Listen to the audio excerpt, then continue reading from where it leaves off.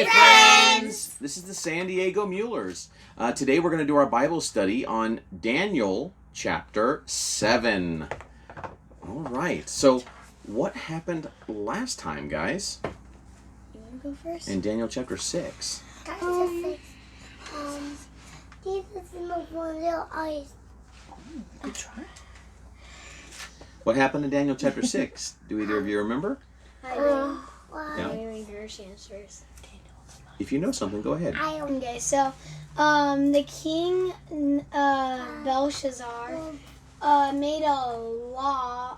I think it was called the law, and he made it to where anyone in the next 30 days that prays a different god besides his would be sent to the den of lions.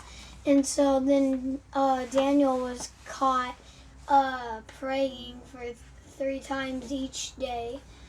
And so he was thrown into the lion's den. But then God closed the mouths of the lions that were about to eat him. And then so in the morning, the king Belshazzar came and checked on him and said, he said something like, your God is the true and living God.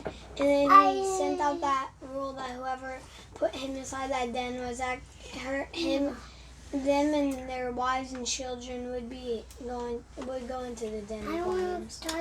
Pretty good description. The only thing I noticed you said was King Belshazzar, but that was actually from Daniel chapter 5. I went back and looked. No, Daniel chapter 6, it's the story. It's after Belshazzar had already died, so it's Darius. So, all right. So, well, if you guys wanted some more information on that, a little more study, we have our video on the previous chapter, Daniel chapter 6. It's actually right up here.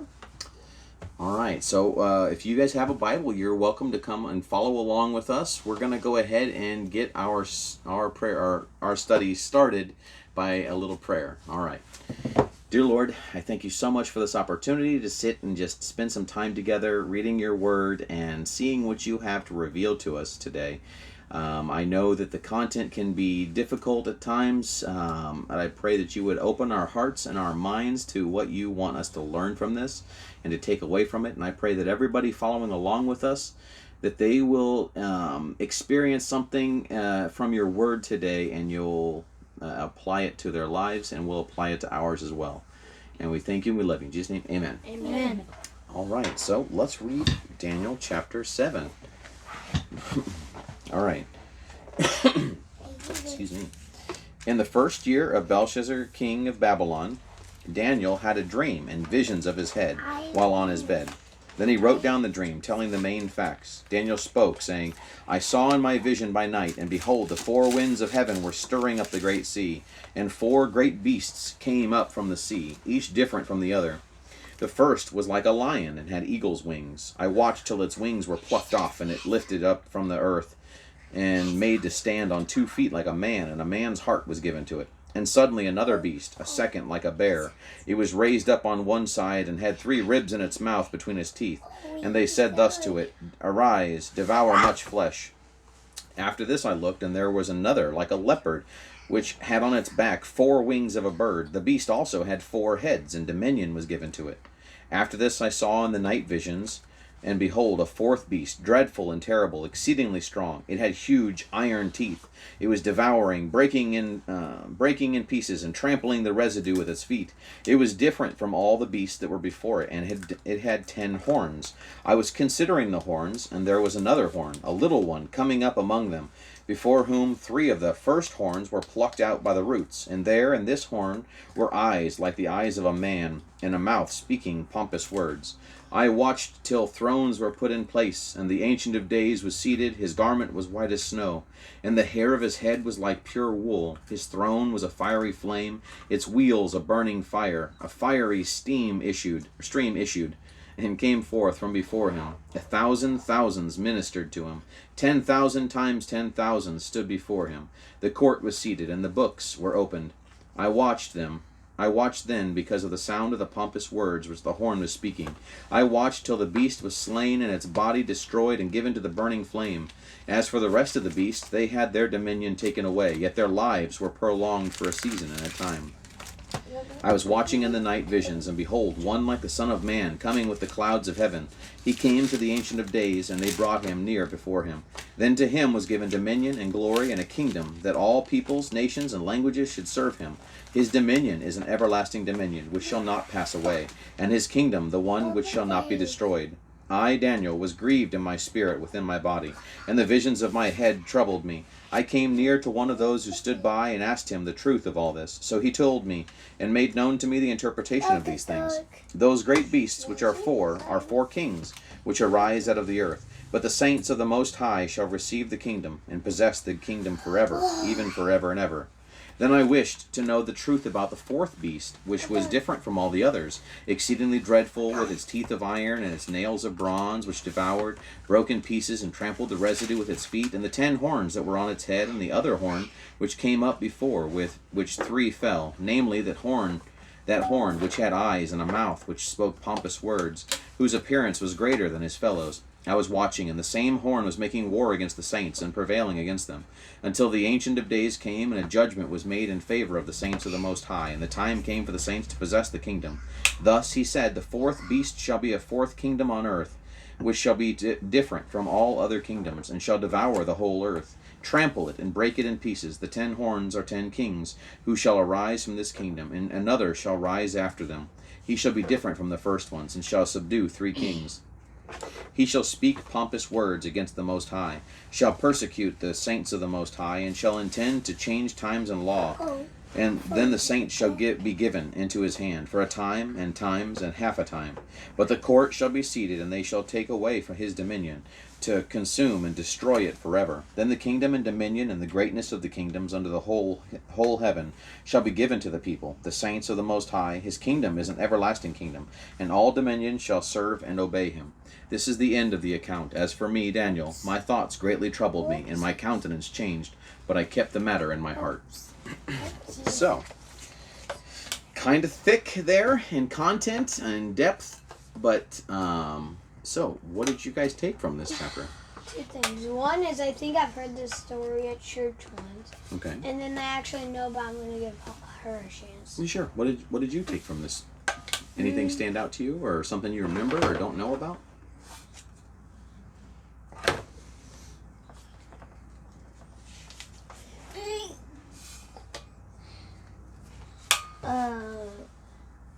Part that... This part. Which verse is that? 9. In verse 9. As I looked. Oh, I watched till thrones were put in place, and the Ancient of Days was seated. His garment was white as snow, and the hair of his head was like pure wool. His throne was a fiery flame, its wheels a burning fire. So what is that? What do you think they're talking about? Oh, jeez. What's the Ancient of Days? What do you guys think? Ancient of Days. That's what they called him here, yeah. Clothing?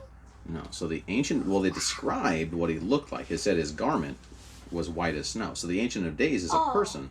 Who would be the Ancient of Days? God, yeah. So God is, it's one of the many names of God is Ancient of Days. That's how they refer to him here. Said his hair on his head was white like pure wool. It kind of, what does that mean usually if you have white hair? You're old. Old, yeah. But I don't think it's referring to people being like old and weak.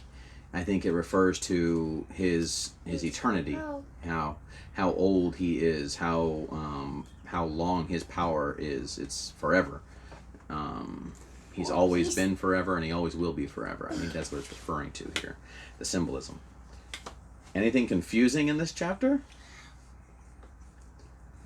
I feel like there's a lot to be confused about. If you say no, I'm gonna think you weren't listening. How there was like 3 horns, and then one was still growing. Like, that's uneven. If there's like, let's say 1, 2, 3, but then one's still growing on the other side. Well, so technically it was a beast with 10 horns. Yeah. So there were 10, and then there was a little one that started coming up, and it took the 3 out.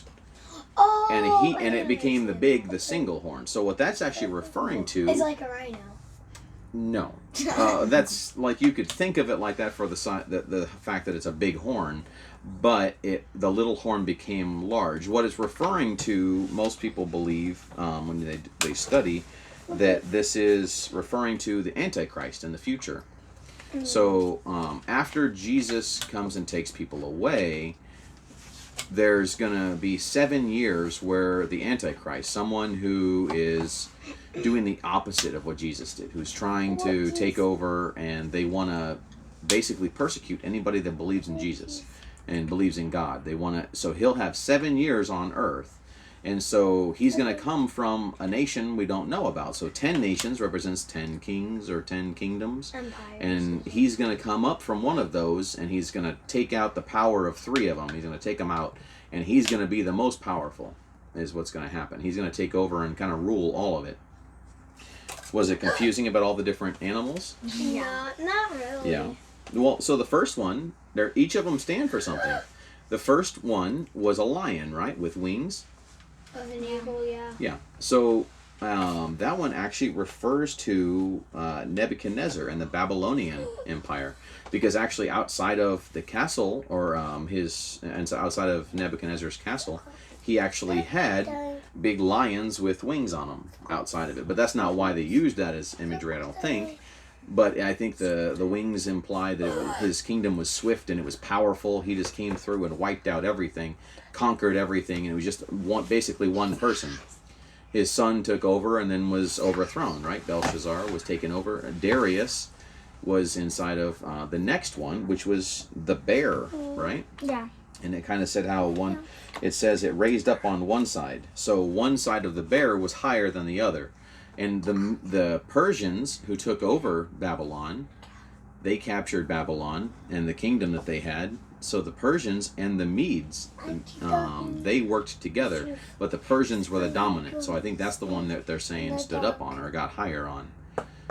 So the people there was Cyrus, is kind of the main king. Was that the leopard with? No. So the leopard, which had 4 wings on it, is showing how fast he is. That was the Greek Empire. That would have been like Alexander the Great. So, and he had 4 heads, which means that Alexander the Great conquered super fast. But then he died when he was young, and 4 generals took different parts of his kingdom. The north, south, east, and west. They took a region of his kingdom. So that's kind of what happened. And then inside of the last one, with the beast with the 10 horns is actually the Roman Empire. They took over. Whenever Jesus came around, the Romans had conquered Jerusalem and everything, right? Didn't they crucify him? Yes. Well, that was actually a Roman punishment. So they ended up. That's kind of what they did. Was the Romans showed up. So it was the 4 different kingdoms that were coming. So none of this stuff had happened yet. Nebuchadnezzar had come, but the other ones hadn't. So Daniel prophesied that these kingdoms would happen just like that, and that's exactly how they happened in history. It's kind of cool that God shows visions like that. Well, he didn't even understand it initially, right? Because whenever he was watching, he had another vision later on in the verses about God. And so he asked one of the angels what the vision meant. And the angel, the person standing by, they said, so one of the angels.